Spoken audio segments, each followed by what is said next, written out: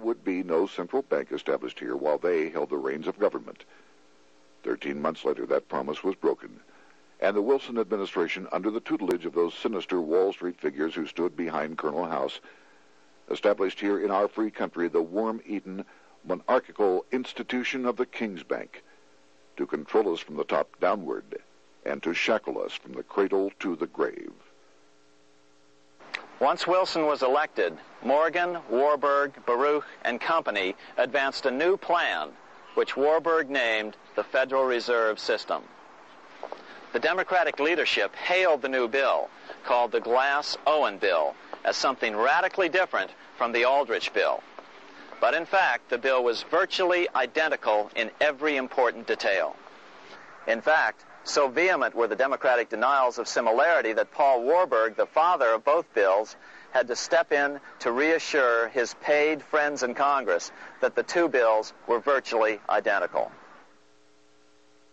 Brushing aside the external differences affecting the shells, we find the kernels of the two systems very closely resembling and related to one another. But that admission was for private consumption only. Publicly, the money trust trotted out Senator Aldrich and Frank Vanderlip, the president of Rockefeller's National City Bank of New York and one of the Jekyll Island Seven, to oppose the new Federal Reserve System. Years later, however, Vanderlip admitted in the Saturday Evening Post that the two measures were virtually identical. Although the Aldrich Federal Reserve Plan was defeated when it bore the name Aldrich, nevertheless, its essential points were all contained in the plan that finally was adopted. As Congress neared a vote, they called Ohio attorney Alfred Crozier to testify. Crozier noted the similarities between the Aldrich Bill and the Glass-Owen Bill. The bill grants just what Wall Street and the big banks for 25 years have been striving for: private instead of public control of currency. It, the Glass-Owen Bill, does this as completely as the Aldrich Bill. Both measures rob the government and the people of all effective control over the public's money, and vest in the banks exclusively the dangerous power to make money among the people scarce or plenty. During the debate on the measure, senators complained that the big banks were using their financial muscle to influence the outcome. "There are bankers in this country who are enemies of the public welfare," said one senator. What an understatement. Despite the charges of deceit and corruption, the bill was finally snuck through the Senate on December 22, 1913, after most senators had left town for the holidays, after having been assured by the leadership that nothing would be done until long after the Christmas recess. On the day the bill was passed, Congressman Lindbergh prophetically warned his countrymen that this act establishes the most gigantic trust on earth. When the president signs this bill, the invisible government by the monetary power will be legalized. The people may not know it immediately, but the day of reckoning is only a few years removed. The worst legislative crime of the ages is perpetrated by this banking bill. On top of all this, only weeks earlier, Congress had finally passed a bill legalizing income tax. Why was the income tax law important? Because bankers finally had in place a system which would run up a virtually unlimited federal debt.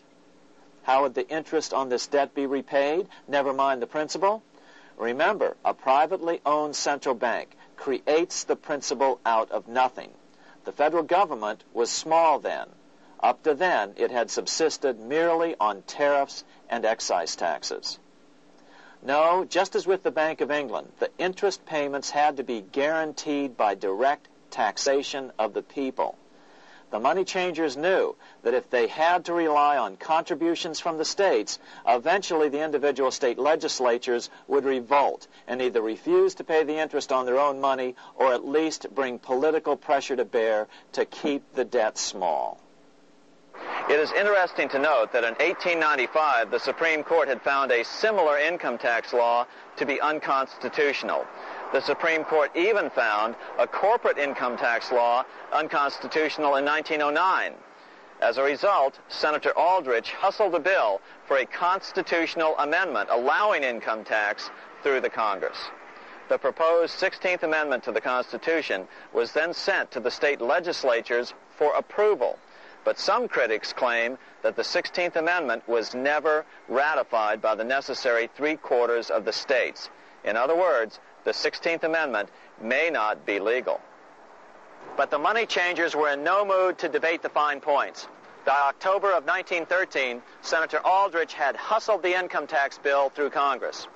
Without the power to tax the people directly and bypass the states, the Federal Reserve Bill would be far less useful to those who wanted to drive America deeply into their debt.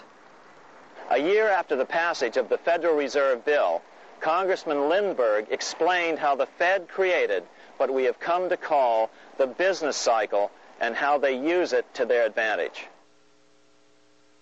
To cause high prices, all the Federal Reserve Board will do will be to lower the rediscount rate, producing an expansion of credit and a rising stock market. Then, when businessmen are adjusted to these conditions, it can check prosperity in mid-career by arbitrarily raising the rate of interest. It can cause the pendulum of a rising and falling market to swing gently back and forth by slight changes in the discount rate, or cause violent fluctuations by a greater rate variation. And in either case, it will possess inside information as to financial conditions and advanced knowledge of the coming change, either up or down. This is the strangest, most dangerous advantage ever placed in the hands of a special privileged class by any government that ever existed. The system is private, conducted for the sole purpose of obtaining the greatest possible profits from the use of other people's money. They know in advance when to create panics to their advantage. They also know when to stop panic. Inflation and deflation work equally well for them when they control finance. Congressman Lindbergh was correct on all points. What he didn't realize was that most European nations had already fallen prey to the central bankers decades or centuries earlier. But he also mentions the interesting fact that only 1 year later, the Fed had cornered the market in gold. This is how he put it, quote, "Already, the Federal Reserve banks have cornered the gold and gold certificates," close quote. But Congressman Lindbergh was not the only critic of the Fed. Congressman Lewis McFadden, the chairman of the House Banking and Currency Committee from 1920 to 1931, remarked that the Federal Reserve Act brought about a superstate controlled by international bankers and international industrialists acting together to enslave the world for their own pleasure. Notice how McFadden saw the international character of the stockholders of the Federal Reserve. Another chairman of the House Banking and Currency Committee in the 1960s, Wright Patman from Texas, put it this way. In the United States today, we have in effect two governments.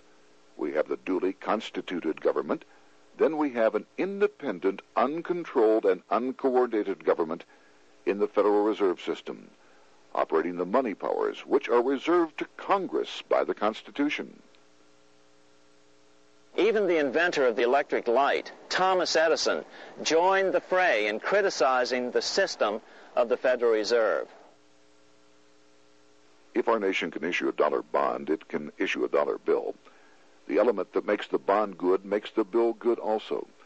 The difference between the bond and the bill is the bond lets money brokers collect twice the amount of the bond and an additional 20%, whereas the currency pays nobody but those who contribute directly in some useful way. It is absurd to say that our country can issue $30 million in bonds and not $30 million in currency. Both are promises to pay. But one promise fattens the usurers, and the other helps the people. 3 years after the passage of the Federal Reserve Act, even President Wilson began to have second thoughts about what had been unleashed during his first term in office. We have come to be one of the worst ruled, one of the most completely controlled governments in the civilized world, no longer a government of free opinion, No longer a government by a vote of the majority, but a government by the opinion and duress of a small group of dominant men. Some of the biggest men in the United States in the field of commerce and manufacture are afraid of something. They know that there is a power somewhere so organized, so subtle, so watchful, so interlocked, so complete, so pervasive, that they had better not speak above their breath when they speak in condemnation of it. Before his death in 1924, President Wilson realized the full extent of the damage he had done to America when he confessed, "I have unwittingly ruined my government." So finally, the money changers, those who profit by manipulating the amount of money in circulation, had their privately owned central